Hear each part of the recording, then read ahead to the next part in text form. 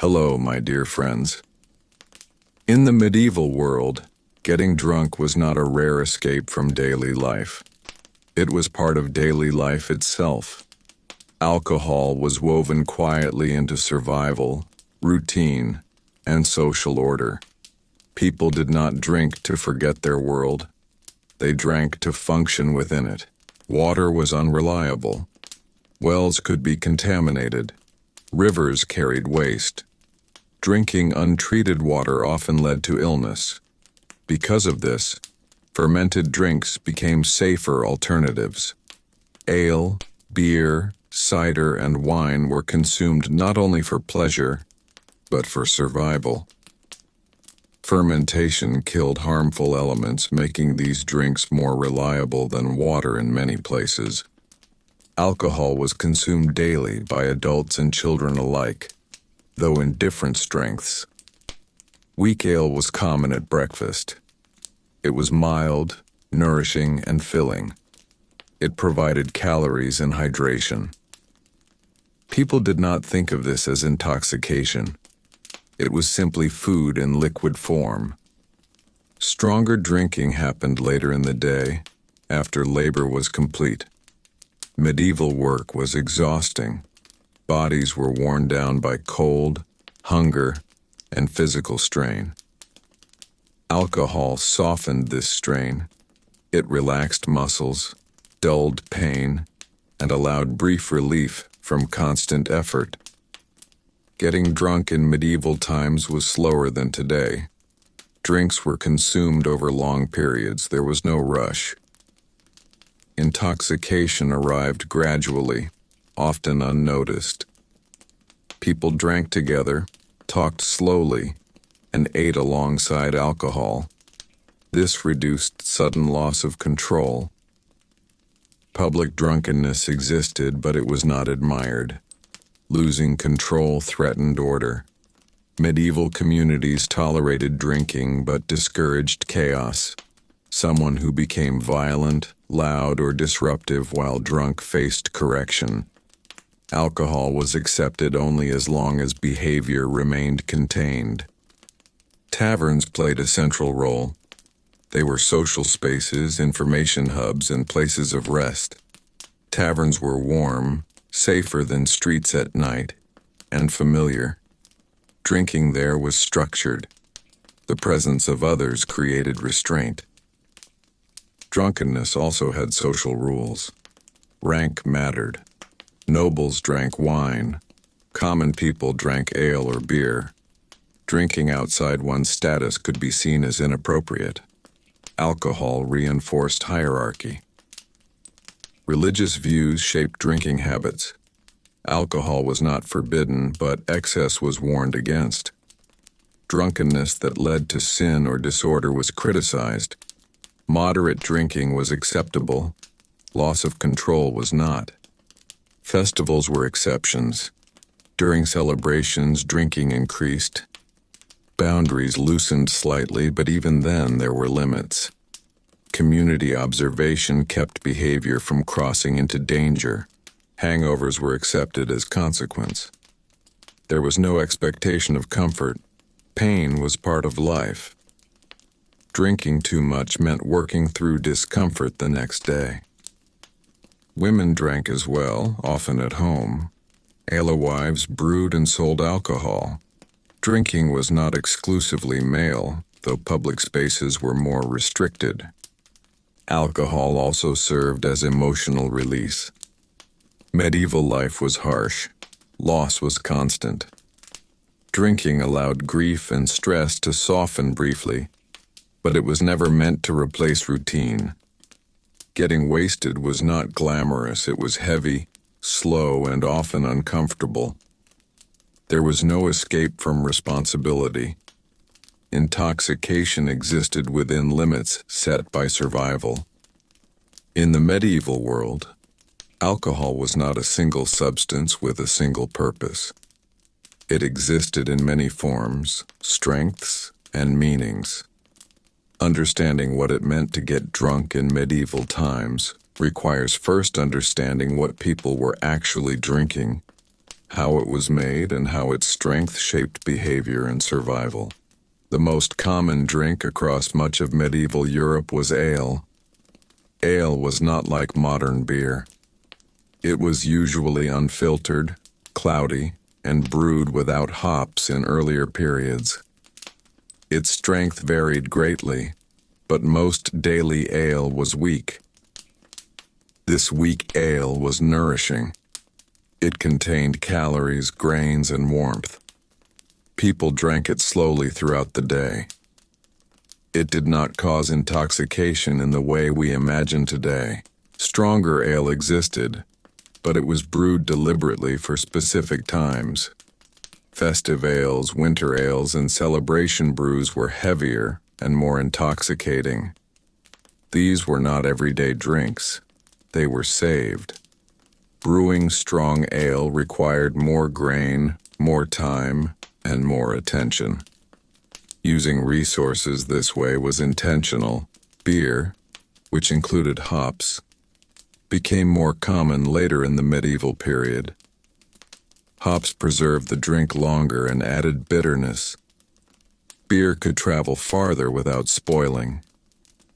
This allowed it to be traded and stored. Beer was often stronger than daily ale, and it played a role in taverns and gatherings where intoxication was more likely. Wine held a different place entirely. In wine-producing regions it was more common, but elsewhere it was expensive and imported.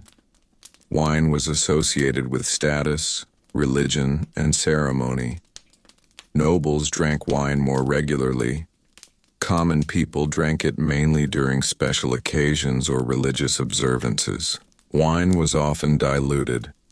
Drinking it undiluted was considered excessive by many. Dilution reduced intoxication and extended supply. Even so, wine intoxication carried a different social meaning than ale intoxication. Wine suggested refinement, learning, and authority. Cider and mead were also important. Cider came from apples common in certain regions. Mead made from honey was older and often stronger. Mead intoxicated more quickly and was used in feasts, rituals, and celebrations. Because honey was valuable, mead was not everyday drink for most people. Brewing was a household skill. Many homes produced their own alcohol. Brewing knowledge passed through families, especially among women. Alewives managed fermentation carefully. Spoiled brew meant wasted grain and possible illness. Brewing was survival knowledge. Alcohol strength was not standardized. Each batch differed. People learned their limits through experience. Getting drunk often happened gradually and unexpectedly. There were no measured units. Cups were refilled by habit, not calculation. Drinking sessions were slow. Cups were shared. Drinking was social. Food was eaten alongside alcohol. This slowed intoxication and maintained balance. Sudden drunkenness was less common than gradual heaviness. People recognized stages of intoxication: light warmth, relaxation, slower speech, loss of coordination. These stages were familiar. They were watched. Communities intervened when behavior shifted toward danger. Strong drink was respected. It was not taken lightly. Drinking too much too quickly was considered foolish. Foolishness threatened survival. Alcohol was also used medicinally. It warmed the body. It soothed pain. It preserved herbs. Drinking for health blurred into drinking for pleasure. In the medieval world, drinking rarely happened in isolation. Alcohol was consumed inside social spaces shaped by rules, memory, and expectation. The most important of these spaces was the tavern. Taverns were not places of escape from society. They were extensions of it. What happened inside them reflected the values, fears, and survival instincts of the wider medieval world. A medieval tavern was warm, dim, and crowded. Wooden walls held in heat. Fire burned low. The air was thick with smoke, breath, and the smell of drink. People sat close together, not for comfort, but because space was limited and warmth mattered. Drinking was communal by nature. Taverns served many purposes beyond alcohol. They were meeting places, rest stops, information centers, and temporary shelters. Travelers found safety there. Locals exchanged news. Work contracts were discussed. Disputes were sometimes settled. Alcohol flowed within this structured environment. Drinking in taverns followed unspoken rules. People did not drink silently, but they also did not lose themselves completely. Conversation was slow and repetitive. Songs were common, but they followed familiar patterns. Singing together reinforced unity and controlled emotion. Individual excess was discouraged. Status mattered deeply inside taverns. Seating reflected rank. Who drank what reflected social position. Nobles drank wine. Commoners drank ale or beer. Crossing these boundaries drew attention. Attention increased risk. Tavern keepers played an important role in maintaining order. They watched behavior closely. A person who drank too fast became loud or showed aggression was warned. If behavior continued, service could be refused. Tavern keepers were responsible for keeping peace because violence threatened everyone. Fights did occur, but they were feared rather than celebrated. Injury could be fatal. Bloodshed attracted legal punishment. Communities remembered violent drunks. Reputation suffered long after the drink wore off. This memory restrained behavior. Drunkenness was tolerated only within limits. Slurred speech and heavy movement were accepted. Violence, disorder, or insult were not. Medieval society did not excuse behavior because of alcohol. Responsibility remained. Women's presence in taverns varied by region and period. Some taverns were male-dominated. Others allowed women, especially alewives and family members. Women drank, but public intoxication carried heavier social cost for them. Nighttime drinking increased risk. Darkness reduced control. Many taverns closed early. Staying too late invited trouble. Returning home safely mattered more than drinking longer. Taverns also served as places where law and order subtly operated. Local officials visited. Informants listened. Words spoken while drunk could carry consequences. Silence and caution mattered. Drinking together reinforced bonds. Sharing drink built trust. Refusing drink could be interpreted as distrust or withdrawal. Balance mattered. Alcohol softened hardship, but it did not remove responsibility. Medieval people drank knowing that work awaited them the next day. There was no pause on life. In the medieval world, drinking did not end when the cup was set down. Alcohol carried consequences that extended into law, memory, and daily survival. Medieval society understood this clearly. Drunkenness was not treated as an excuse. It was treated as a condition that revealed character. How a person behaved while drunk mattered deeply, because survival depended on predictability and restraint. Medieval law did not separate sober action from drunken action. A crime committed while drunk was still a crime. In some cases, it was considered worse because losing control was seen as a failure of discipline. A person who drank themselves into recklessness had chosen danger knowingly. Local courts dealt with drunken behavior regularly. Disorderly conduct, public insults, violence, and property damage were common charges. Punishments were designed to correct behavior quickly and visibly. Fines were common, especially for tavern disturbances. Public shame was often used to reinforce memory. Stocks, public restraint, or short-term confinement were used in some regions. These punishments were not meant to injure, they were meant to warn.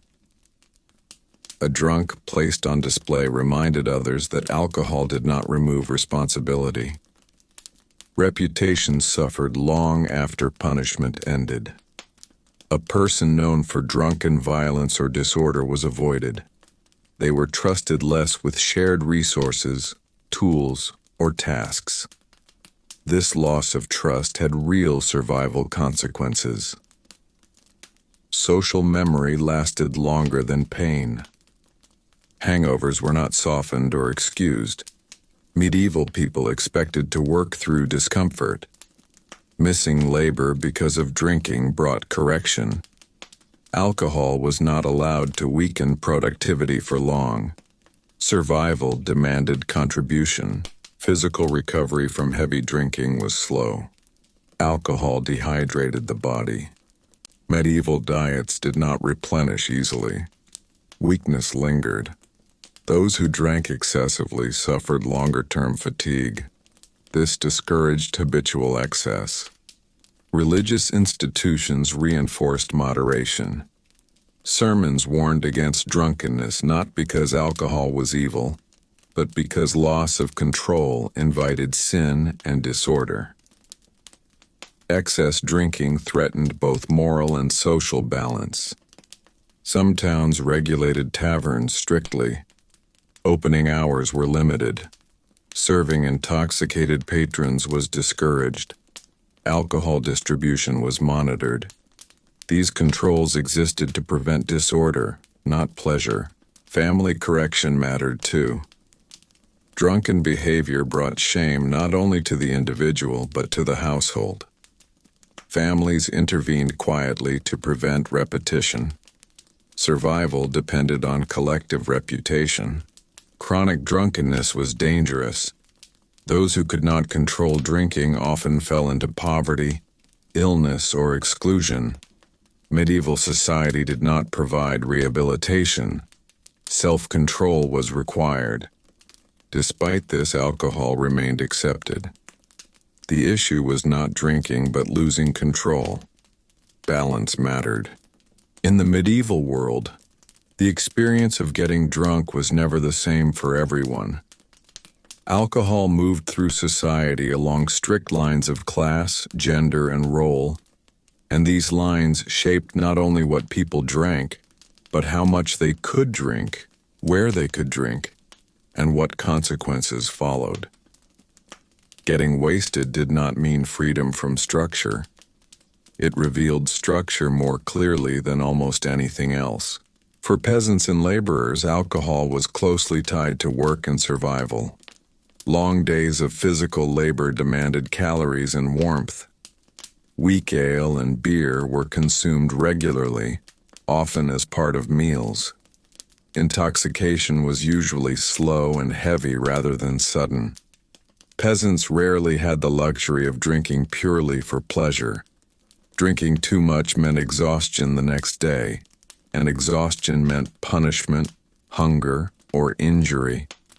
Because of this, most working people learned restraint early. Excess drinking was risky, not rebellious. Peasant drunkenness, when it happened, usually appeared during festivals, harvest celebrations, or religious holidays. These moments were rare releases from constant labor. Even then, behavior was watched. A peasant who became violent or disruptive risked punishment not only from authorities but from neighbors who depended on order for survival. Community memory did not forget drunken mistakes. For nobles, drinking carried different meaning. Wine flowed more freely in noble households. Feasts were common. Alcohol symbolized wealth. power, and status. Nobles drank stronger drinks more often, but their intoxication was expected to remain controlled. A noble who lost dignity while drunk damaged reputation and authority. Public loss of control weakened leadership. Noble drunkenness was often hidden behind walls. Excess happened privately. Servants absorbed consequences quietly. Public scandal threatened political stability. This created an illusion of moderation even when excess existed. Alcohol reinforced hierarchy. Drinking the wrong drink was dangerous. A peasant drinking wine too openly could be accused of arrogance. A noble drinking cheap ale publicly could be seen as lowering status. What was in the cup mattered as much as behavior. Women's relationship with alcohol was even more tightly controlled. Women drank regularly, especially ale and beer, but mostly within the home. Public drunkenness carried severe social cost for women. A drunk woman risked being labeled immoral, unreliable, or dangerous. Reputation damage was long-lasting and difficult to repair. Women brewed alcohol, served it, and managed its distribution. Alewives held economic power through brewing. Their control over alcohol production gave them status, but also scrutiny. Women associated with taverns were watched closely. Alcohol placed them in a vulnerable position socially. Inside the home, women drank more freely. Alcohol eased physical strain, childbirth recovery, and emotional loss. This drinking was quiet, functional, and rarely recorded. History remembers male drunkenness loudly, but female drinking existed constantly beneath the surface. Children consumed alcohol as well, though weaker forms. Small ale was safer than water. Intoxication was not encouraged, but familiarity with alcohol began early. Children learned limits through observation, not instruction. Clergy occupied another space. Monks and priests drank wine and ale, sometimes heavily. Monastic records show frequent concern about excess. Drunken clergy undermined spiritual authority. Discipline followed, but quietly. Public scandal was avoided. Alcohol blurred class lines temporarily, but never erased them. In taverns, peasants and travelers mixed, but hierarchy remained visible. Who spoke first? Who paid? Who commanded space? All reflected status even while drunk. Getting wasted in medieval times did not equal escape. It magnified social position. A drunk peasant was punished. A drunk noble was excused quietly. A drunk woman was judged harshly. Alcohol exposed inequality rather than dissolving it. In the medieval world, there were moments when restraint loosened and drinking moved from private habit into collective experience. These moments were festivals, holy days, and seasonal celebrations. They were not accidents. They were planned releases built into medieval life, allowing pressure to escape without destroying the structure that held society together. Festivals followed the agricultural calendar. Harvest, planting, and seasonal turning points marked times when survival anxiety briefly eased. When crops were gathered safely or winter had been endured, communities allowed themselves controlled excess. Alcohol played a central role in this release. Drinking together reinforced unity after long periods of discipline. During these celebrations, drinking was heavier and more visible. Ale flowed freely. Mead and wine appeared more often. Songs grew louder. Dancing became common. Yet even in these moments, medieval society never fully surrendered control. Boundaries remained, even if they stretched. Religious festivals were especially important. Saints' days, major holy events, and church celebrations brought entire communities together. Drinking during these times was tolerated because it was framed as communal joy rather than individual indulgence. Excess belonged to the group, not the person. Church authorities often criticized festival drunkenness, but they rarely eliminated it. They understood its purpose. Complete repression created tension. Controlled release preserved order. Sermons warned against excess, yet festivals continued. Public spaces filled with drinkers. Market squares, taverns, and temporary stalls overflowed. Yet violence was still discouraged. Guards, elders, and officials watched closely. Disorder that threatened safety was corrected quickly. Celebration was allowed. Chaos was not. Drunken behavior during festivals followed ritual patterns. Songs repeated familiar stories. Dances followed known steps. Even intoxication moved along predictable lines. Predictability reduced danger. Women participated more openly during festivals. Public drinking became more acceptable for short periods. This temporary shift did not remove long-term restrictions, but it allowed shared experience across gender lines. Children observed carefully. They were included at edges, learning when excess was permitted and when restraint returned. These moments taught boundaries rather than erasing them. After festivals ended, normal discipline returned quickly. Excess did not linger. Work resumed. Drinking slowed. Those who continued heavy drinking beyond celebration faced correction. Festivals were exceptions, not new norms. Collective drinking strengthened social bonds. Shared intoxication created memory. Memory reinforced belonging. Belonging preserved survival. Even mass drunkenness served structure. It marked time, released tension, and reaffirmed order by contrast. Medieval society survived because it allowed excess briefly, then reclaimed restraint firmly. In the medieval world, drinking was accepted, expected, and woven into daily life. But there was a clear boundary that society watched carefully.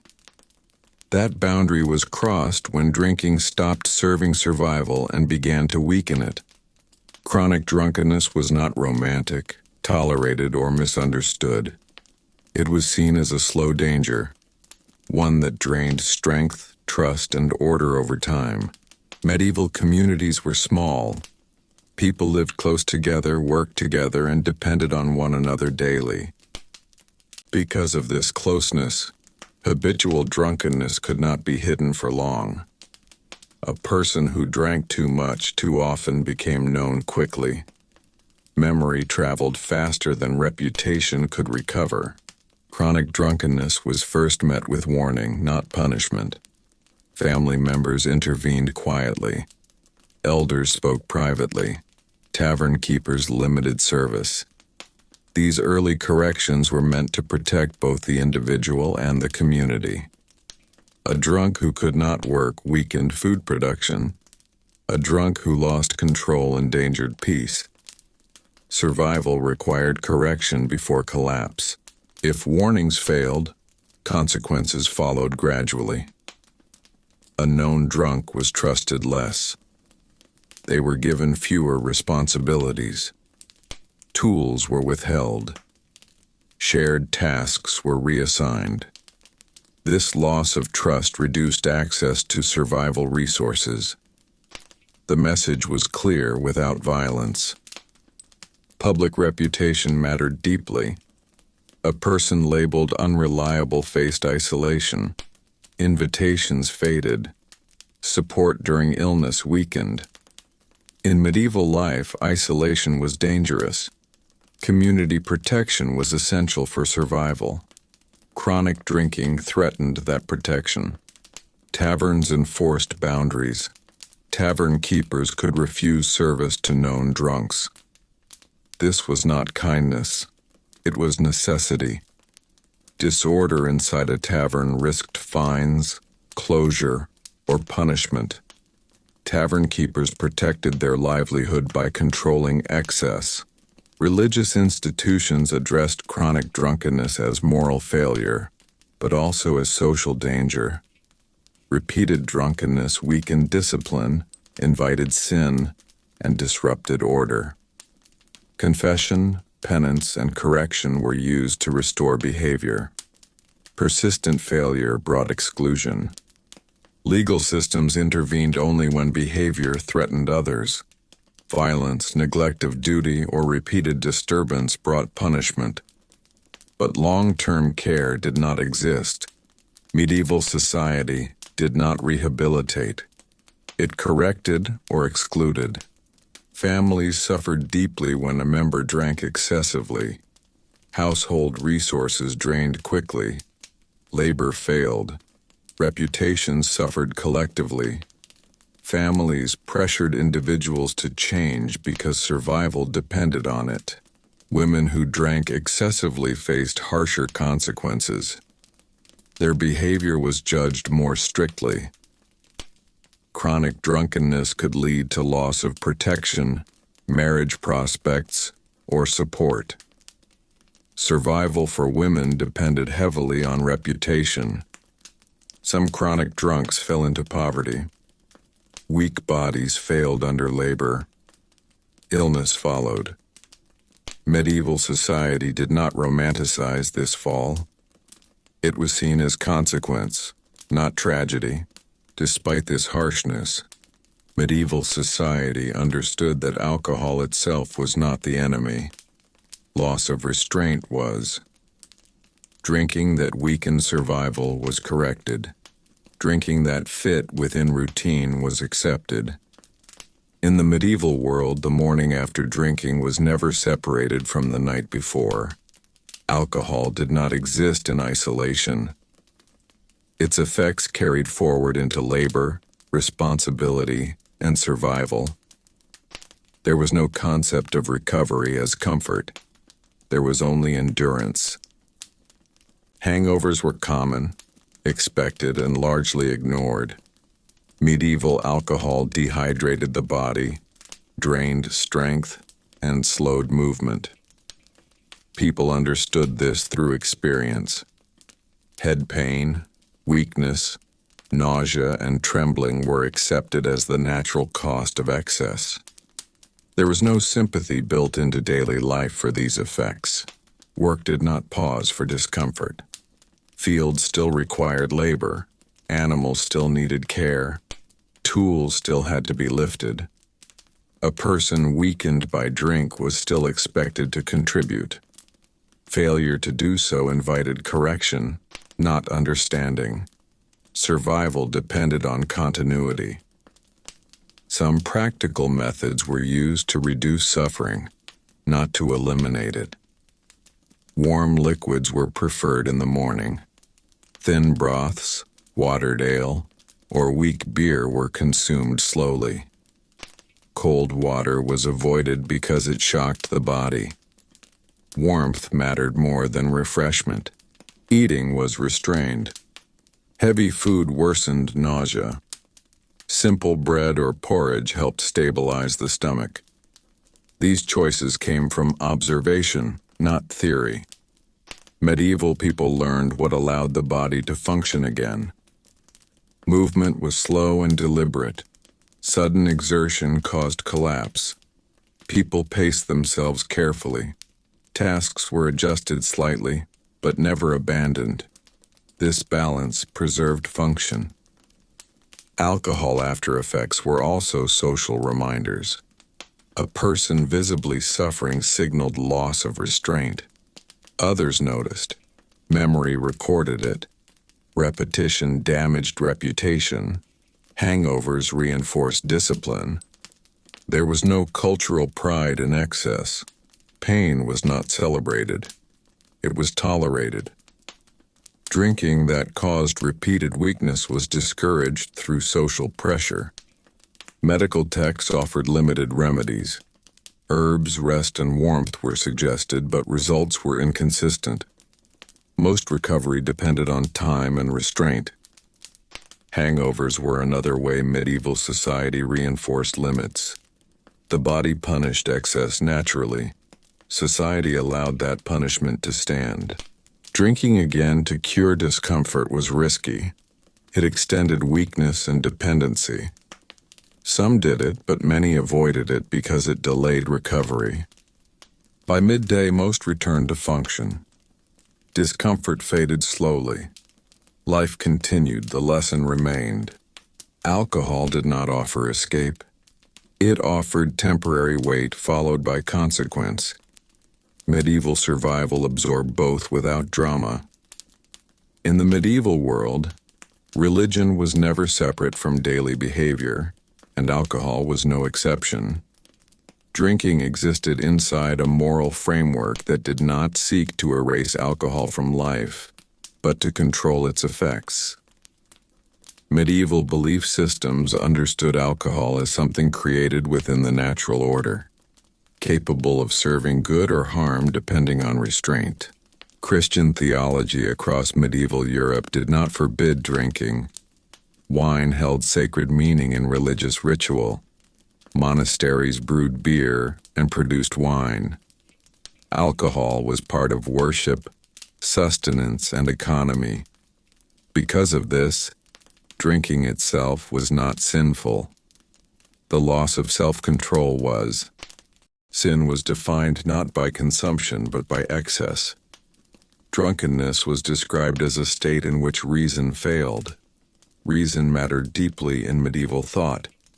Losing reason threatened moral order. A drunk person was seen as temporarily abandoning responsibility. Sermons warned against drunkenness regularly. These warnings were repetitive, calm, and familiar. They did not shock or dramatize. People expected them. Alcohol was treated as temptation rather than prohibition. The responsibility remained with the individual. Confession played a role. A person who drank excessively could confess loss of control as moral failure. Penance followed. Fasting, prayer, or temporary restraint restored balance. This system corrected behavior without removing alcohol from life. Monasteries offer important insight. Monks drank daily. Beer was part of their diet. Yet records show constant concern about excess. Rules limited quantities. Silence accompanied meals. Drinking was controlled by structure. Alcohol existed inside discipline. Holy days altered boundaries slightly. Wine flowed more freely during celebration, but even then moral limits remained. Excess that disrupted worship or order was condemned. Celebration was allowed. Chaos was not. Religious authority also reinforced social correction. Drunkenness that led to violence, neglect, or scandal faced stronger condemnation. Public sin damaged community order. Correction followed. Morality around drinking shaped behavior deeply. People internalized limits. Fear of moral failure mattered as much as fear of punishment. Shame was a powerful regulator. Alcohol was sometimes framed as test. The ability to drink without losing control demonstrated virtue. Restraint was admired. Excess signaled weakness. Religious belief also softened consequences. Alcohol-induced error was still wrong, but repentance allowed reintegration.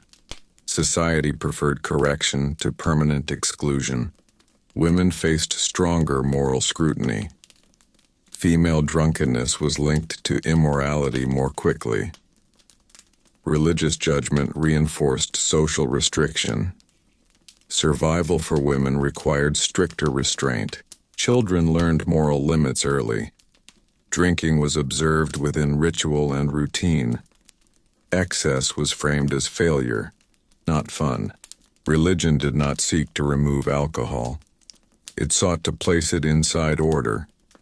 Drinking existed, but always under watchful moral structure.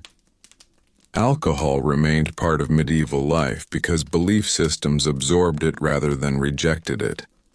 This absorption prevented collapse. The medieval world did not fear alcohol itself. It feared what happened when discipline failed. In the medieval world, the experience of getting wasted was never uniform across regions because geography, climate, economy, and tradition shaped how alcohol was produced, consumed, and controlled. Northern Europe, with its colder climate and limited vineyards, relied heavily on ale and beer. Grain was abundant, and brewing became a daily household activity. In these regions, intoxication tended to be heavier and slower, driven by thick, grain-based drinks consumed over long hours. Drinking here was closely tied to labor, warmth, and survival. Alcohol provided calories and insulation against cold, and drunkenness often appeared as physical heaviness rather than wild behavior. Communities tolerated this weighty intoxication as long as work continued and order remained intact. In contrast, Southern Europe developed a different relationship with alcohol due to the widespread availability of wine. Wine was lighter, more acidic, and often diluted with water. Drinking here was frequent but controlled. Intoxication came more gradually and was associated with meals rather than isolation. Wine culture emphasized moderation, rhythm, and integration into daily life.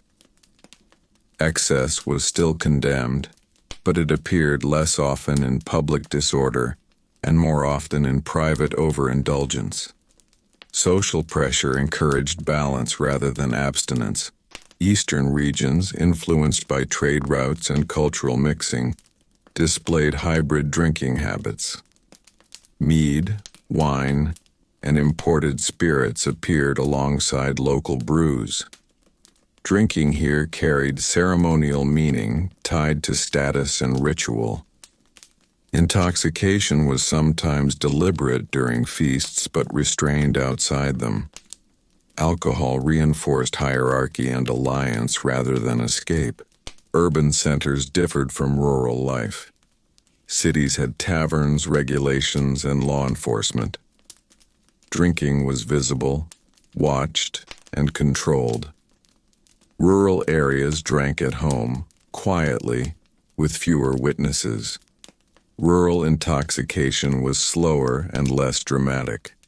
Urban intoxication carried greater risk of punishment due to public exposure. Border regions and trade towns experienced heavier drinking due to transient populations. Travelers, soldiers, and merchants drank more openly. These areas developed stricter controls to prevent disorder. Regional belief also shaped tolerance. Some regions viewed drinking as communal strength. Others saw it as moral risk. These attitudes shaped enforcement, correction, and acceptance. Seasonal climate mattered. Cold regions drank more heavily in winter. Warm regions diluted drinks. Survival adapted alcohol use accordingly. Thus, medieval drunkenness was not one experience. It shifted across land, climate, and culture, always shaped by survival needs rather than pleasure alone. Alcohol flowed differently across medieval Europe, but everywhere it remained bound by limits, memory, and necessity. In the medieval world, the relationship between alcohol and warfare formed a distinct and often dangerous pattern, because soldiers lived under conditions where fear, exhaustion, and uncertainty were constant. Drinking among soldiers was not only common, but expected. yet it was tightly bound to discipline and survival. Medieval armies lacked consistent pay, reliable food supply, and medical care. Alcohol filled multiple gaps at once. It provided calories, numbed pain, eased fear, and helped men endure long marches, cold nights, and the constant possibility of death. Soldiers drank before battle, but rarely to the point of collapse. Complete drunkenness before combat was dangerous and punished. Commanders understood that intoxicated fighters lost coordination, awareness, and discipline. Alcohol was used to steady nerves, not erase fear entirely. A calm soldier survived longer than a reckless one. Drinking before battle followed informal limits shaped by experience rather than written rules. During long campaigns, alcohol became routine. Beer, ale, and wine traveled with armies whenever possible. Water was unsafe in unfamiliar regions. Fermented drinks reduced illness. Weak alcohol was consumed daily. Stronger drinking occurred during rest periods after victories or when morale collapsed under prolonged stress. These moments of heavier drinking were tolerated because they released pressure that could otherwise turn into desertion or mutiny. Mercenaries drank differently than conscripted soldiers. Without loyalty to land or lord, mercenaries relied on alcohol for bonding and identity. Drinking together built trust within units. Refusing to drink could signal distrust. Yet mercenary companies also enforced discipline strictly. A drunk who endangered the group faced immediate punishment. Alcohol also shaped camp life. Fires burned late. Drinking accompanied storytelling, gambling, and memory sharing. These activities reinforced group cohesion. Intoxication softened trauma without removing responsibility. Survival demanded balance. Battlefield looting often increased drinking. Captured wine stores and ale supplies led to sudden excess. Commanders struggled to control troops after victories. Disorder risked counterattack. Drunken chaos cost lives. History records many defeats following victory celebrations. In siege conditions, alcohol rationing became strict. Supplies were limited. Drinking was controlled. Excess endangered survival. Soldiers learned restraint quickly when scarcity threatened. Injured soldiers drank for pain relief. Alcohol numbed wounds when medicine failed. This use blurred into dependency, but survival demanded immediate relief rather than long-term care. Drunken violence within camps was punished harshly. Internal conflict weakened defense. Alcohol was tolerated only when it preserved function. War magnified alcohol's role. It comforted, controlled, and threatened survival at the same time. Medieval military life accepted alcohol not as escape, but as tool. Alcohol followed soldiers back into civilian life. Habits formed during war persisted. Veterans drank heavily, carried trauma, and struggled with restraint. Communities watched them carefully. Medieval warfare did not glorify drunken soldiers. Discipline mattered. Alcohol existed within strict boundaries shaped by survival necessity. In the medieval world, alcohol accompanied people into the final stages of life just as it had followed them from childhood. Old age, poverty, illness, and decline did not remove drinking from daily existence. Instead, alcohol adapted to these conditions and continued to serve practical and social purposes, shaped by necessity rather than pleasure. For the elderly, alcohol often replaced what the body could no longer tolerate. Solid food became difficult to digest. Teeth failed. Appetite weakened. Weak ale, beer, and diluted wine provided calories in a form that the body could still accept. Drinking in old age was slow, careful, and routine. Intoxication was rarely the goal. Warmth, nourishment, and comfort mattered more. Old people drank at home more than in taverns. Public drunkenness in old age carried shame. Elders were expected to embody restraint. Loss of control damaged authority and respect. A respected elder who drank excessively risked losing influence within the community. Alcohol also softened chronic pain. Medieval medicine offered little relief for joint pain, injury, or illness associated with aging. Alcohol dulled discomfort. This use was accepted quietly. Pain relief was survival, not indulgence. Poverty shaped drinking habits sharply. Poor households relied heavily on weak ale because it was cheaper and safer than water. Brewing at home reduced cost. Alcohol filled stomachs when food was scarce. For the poor, drinking was not excess. It was sustenance. Chronic poverty increased vulnerability to heavy drinking. Despair, hunger, and instability pushed some toward stronger alcohol when available. Communities watched this closely. Poverty combined with drunkenness threatened order and survival. Correction followed when behavior endangered others. Beggars and the homeless existed in medieval towns. Alcohol was sometimes given as charity. A cup of ale offered warmth and calm. This was practical mercy rather than indulgence. Completely sober hunger was more dangerous than mild intoxication. Alcohol also played a role at the edge of life. During serious illness or approaching death, wine or ale was offered for comfort. It eased fear and pain. This use carried no moral judgment. Survival was no longer the concern. Comfort was. Monastic and charitable institutions distributed alcohol carefully to the sick and elderly. Rations were controlled. Excess was avoided. Care focused on stability rather than pleasure. Widows and widowers often drank more quietly. Loss reshaped routine.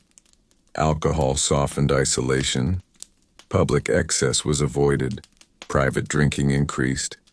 Community memory watched for signs of collapse. Alcohol did not save people from decline. It softened its edges. Medieval society accepted this role without romanticizing it. Drinking followed people through life's narrowing paths. From labor to weakness, from abundance to scarcity, alcohol adjusted its place, always shaped by survival, discipline, and necessity. In the medieval world, alcohol did not leave life quietly at its end. It followed people into death itself, woven into rituals, gatherings, and memory. Funerals were not silent or restrained affairs as they later became. They were social events shaped by belief, necessity, and tradition. And alcohol played a central role in how communities processed death. When someone died, the body was rarely removed immediately. It remained in the home for a period of time, sometimes days. During this time, family members, neighbors, and extended community gathered. Food and drink were offered continuously. Alcohol warmed mourners who stood long hours in cold rooms or churches. It steadied grief and exhaustion. Drinking during mourning was not indulgence. It was endurance. Funeral feasts were common across medieval Europe. Ale, beer, wine, and sometimes mead were served openly. These gatherings reinforced community bonds. Death threatened survival by breaking social structure. Drinking together restored that structure. Shared intoxication softened loss and reaffirmed belonging. Drunkenness at funerals was tolerated within limits. Loud disorder or violence dishonored the dead and invited correction. Controlled drinking was expected. Grief excused heaviness, not chaos. Alcohol also served practical roles. It preserved food during gatherings. It cleaned wounds during preparation of bodies. It was offered to gravediggers and clergy as payment or thanks. Death involved labor, and alcohol supported that labor. Religious belief shaped funeral drinking. Wine symbolized sacred transition. Drinking acknowledged the boundary between life and death. Alcohol marked passage rather than escape. Funeral drinking extended beyond burial. Memorial gatherings occurred days later. Community support continued through shared drink. Grief was not private. It was collective. Alcohol also appeared in wills and death payments. The dying sometimes left instructions for drink distribution. This reinforced memory and goodwill. The poor relied heavily on funeral drinking. Charity often took the form of ale or bread. Attendance ensured nourishment. Death redistributed resources temporarily. Children were present at funerals and witnessed drinking as part of ritual. This normalized alcohol's presence in life and death alike. Alcohol did not remove grief. It allowed people to function within it. Medieval society did not isolate mourning. It absorbed it communally. Drinking at death was not about forgetting the deceased, it was about surviving without them. In the medieval world, alcohol continued to shape life even after death had occurred, moving quietly into matters of law, inheritance, and dispute. Drinking did not stop when mourning ended. It followed the living as they sorted ownership, responsibility, and memory in a society where legal clarity was fragile and emotion ran close to the surface. When a household had died, gatherings to divide land, tools, animals, and obligations often took place in communal settings. Ale and wine were present at these meetings. Alcohol eased long discussions, softened tension, and encouraged agreement. These gatherings were not casual. They carried serious consequence. Drinking was tolerated as long as order held. Inheritance disputes were common. Land was scarce. Survival depended on access to resources. Alcohol sometimes intensified conflict, but more often it was used deliberately to maintain calm. Elders moderated drinking carefully. Excess that threatened violence was stopped immediately. Witnesses to agreements often drank together after decisions were made. Shared drinking reinforced legitimacy. A deal made and sealed with drink carried social weight. Breaking such an agreement damaged reputation deeply. Legal courts themselves were not free from alcohol's influence. While formal judgment required sobriety, gatherings before and after proceedings included drink. Officials, witnesses, and parties involved shared alcohol as part of social ritual. Drinking marked transition between tension and resolution. Alcohol also played a role in compensation. Ale or wine was sometimes included in settlements. Hospitality mattered. Refusing drink could signal hostility. Accepting drink signaled willingness to move forward. Widows and heirs used drinking gatherings to secure support. Offering drink gathered allies. Social survival depended on these networks. Disputes fueled by alcohol were judged harshly when they threatened order. Law intervened to protect stability. Alcohol did not excuse behavior. Through inheritance, law, and negotiation, alcohol remained a social lubricant bound by strict limits. It softened edges without dissolving structure. Medieval society allowed alcohol into serious matters because it understood its power. Controlled use preserved peace. Uncontrolled use destroyed it. In the medieval world, alcohol did not belong only to moments of celebration, mourning, or negotiation. It existed inside the slow, ordinary fabric of everyday life, shaping how people spent long evenings, endured boredom, and filled the quiet spaces between work and sleep. These moments, often ignored in written records, reveal how deeply alcohol was woven into medieval existence. After sunset, medieval life slowed dramatically. Without artificial light, productive labor ended early. Long evenings stretched ahead, especially in winter. Alcohol helped fill this time. Drinking did not always lead to visible intoxication. More often, it softened the hours, making stillness easier to endure. Ale was sipped slowly, sometimes reheated near the fire, consumed alongside conversation, storytelling, or simple silence. These quiet drinking hours mattered. Medieval people did not live with constant stimulation. Long stretches of monotony could strain the mind. Alcohol dulled restlessness and eased the weight of repetitive days. This use was not reckless. It was controlled familiarity. Homes often kept small reserves of ale specifically for evenings. This was not luxury. It was routine. Drinking marked the transition from labor to rest. It signaled safety inside walls after dark. Social drinking inside households followed subtle rules. The head of the household controlled distribution. Children observed limits. Guests were offered drink as hospitality. Refusing drink could signal distrust or disrespect. Alcohol also shaped storytelling.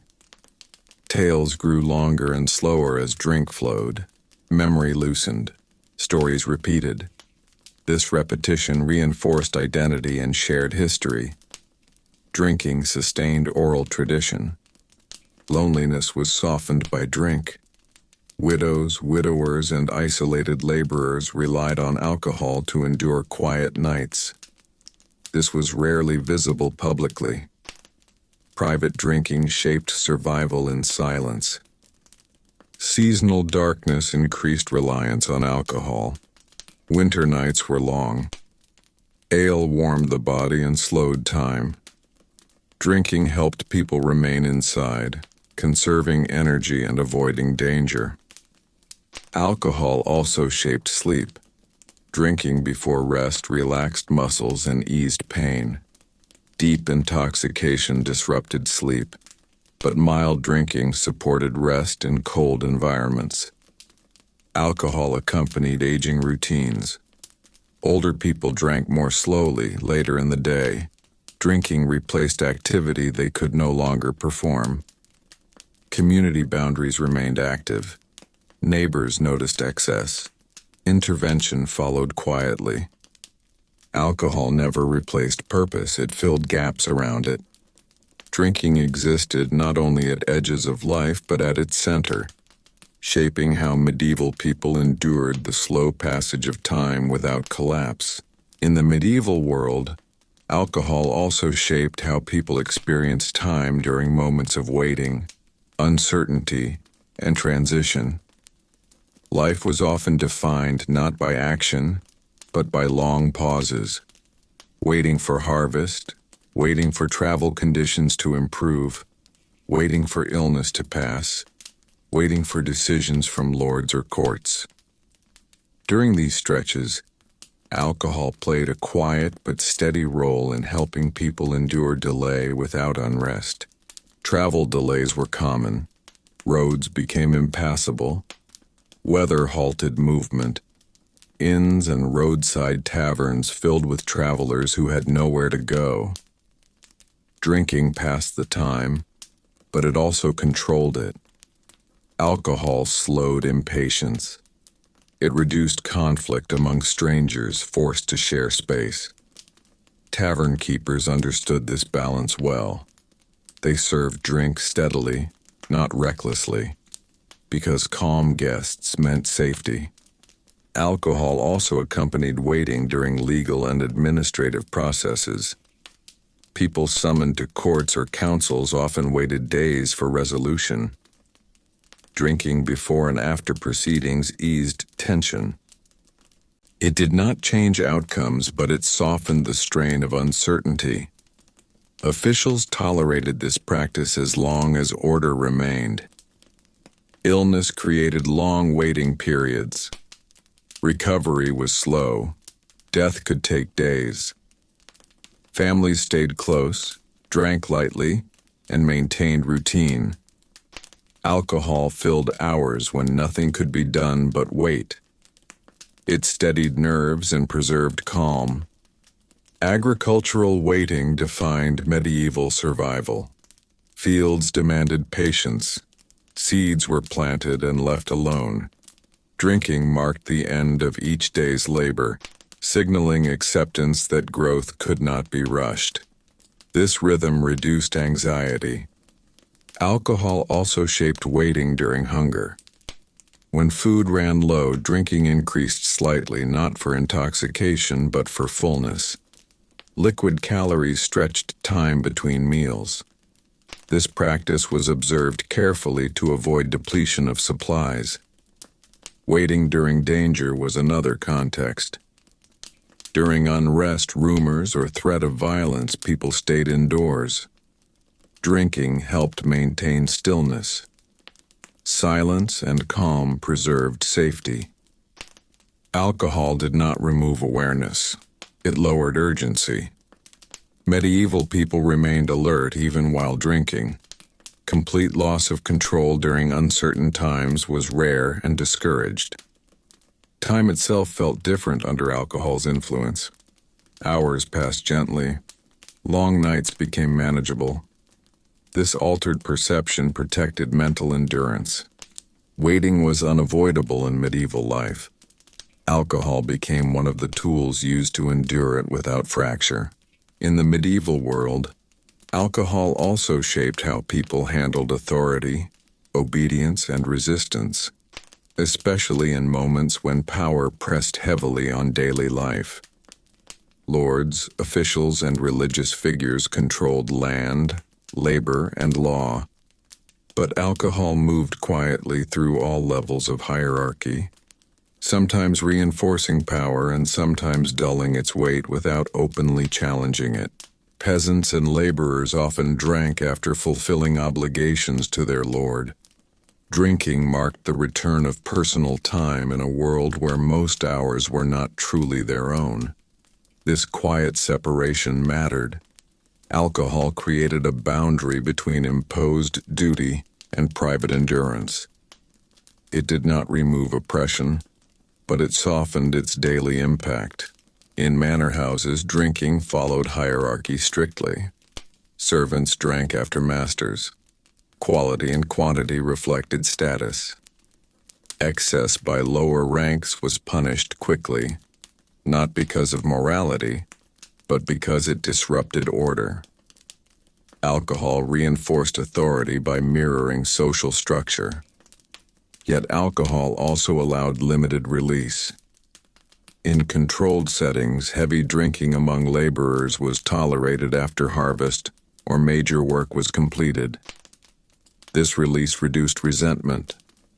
Lords understood that total repression created unrest. Alcohol acted as pressure control. In towns, guild members drank together after meetings. These gatherings reinforced loyalty and discipline. Drinking sealed agreements and reinforced hierarchy within crafts.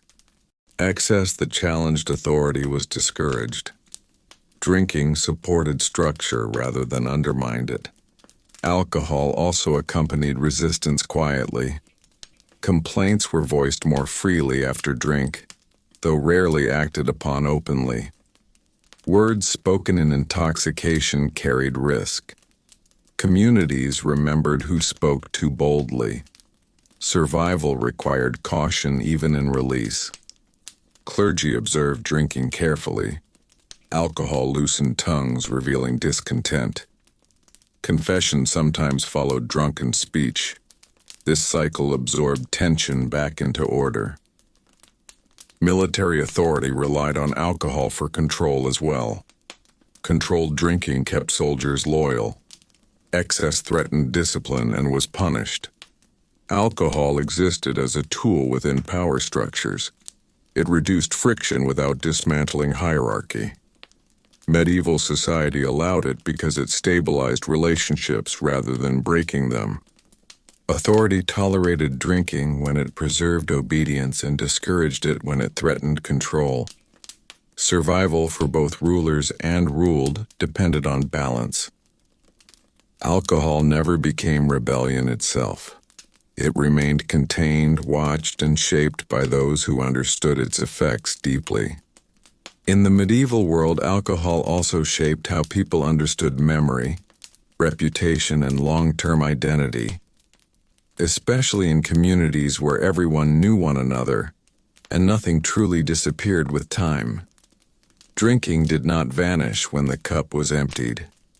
Its effects remained embedded in how a person was remembered, spoken about, and trusted years later. Medieval communities relied heavily on collective memory. There were few written records for ordinary people. Reputation lived in conversation, repeated stories, and shared experience. A single night of drunken disorder could follow a person for decades. Alcohol exposed character, and character shaped survival. A man known for drinking heavily but working faithfully might still be trusted.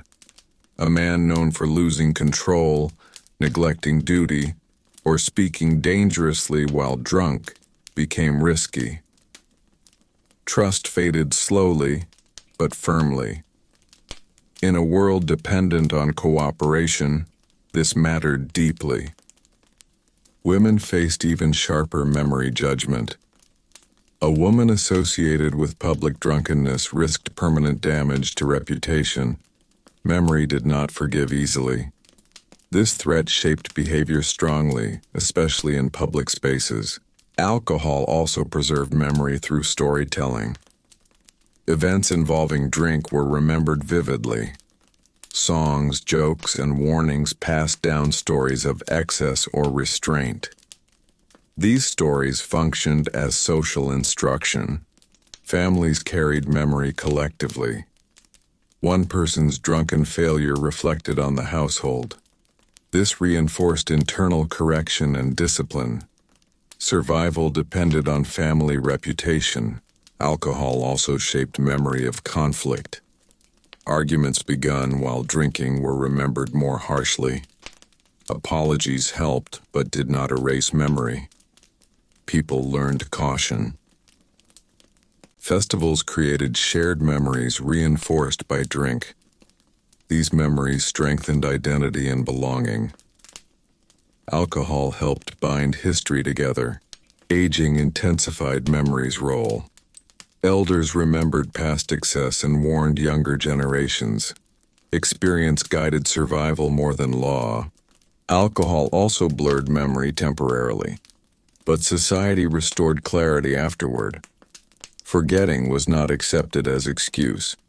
Through memory and reputation, alcohol shaped long-term survival paths quietly and relentlessly. In the medieval world, alcohol also shaped how people navigated shame, forgiveness, and social repair, especially after moments when drinking crossed accepted boundaries. Survival did not allow permanent exclusion for every failure, because communities were small and labor was precious. At the same time, order could not survive without consequence. Alcohol sat at the center of this balance. When someone embarrassed themselves while drunk, the response followed familiar patterns. Immediate outrage was rare. Medieval society preferred delayed reaction. Memory mattered more than impulse. The following days determined whether damage would linger or fade. Apology, restraint, and visible correction mattered deeply. Public apology carried weight. A person who acknowledged excess restored some trust. Silence without change did not. Communities watched behavior closely after incidents involving alcohol. Repetition mattered more than the event itself. Forgiveness existed, but it was conditional. A person forgiven once was watched carefully afterward. Survival depended on learning, not mercy alone. Alcohol also influenced reconciliation rituals. Shared drinking after disputes signaled resolution. This practice was common after arguments, property disagreements, or insults spoken under intoxication. Drinking together restored balance. Refusal to drink signaled unresolved tension. Religious confession reinforced repair. A drunk who confessed and accepted penance could re-enter social trust slowly. Moral correction supported social stability. Shame functioned as social glue. Excessive shame destroyed participation. Controlled shame corrected behavior. Medieval societies balanced this carefully. Alcohol misuse rarely destroyed identity completely. It reshaped it gradually. People learned limits through consequence. In this way, alcohol was woven into long-term survival strategies, shaping not only behavior but recovery from failure, allowing communities to continue functioning despite human weakness. In the medieval world, alcohol remained present until the very edge of life, but it never replaced the deeper structure that kept society alive. Drinking existed within limits, shaped by survival, memory, discipline, and necessity. Over centuries, people learned where alcohol fit and where it did not. This understanding was not written clearly in books. It lived in habit, correction, and shared experience.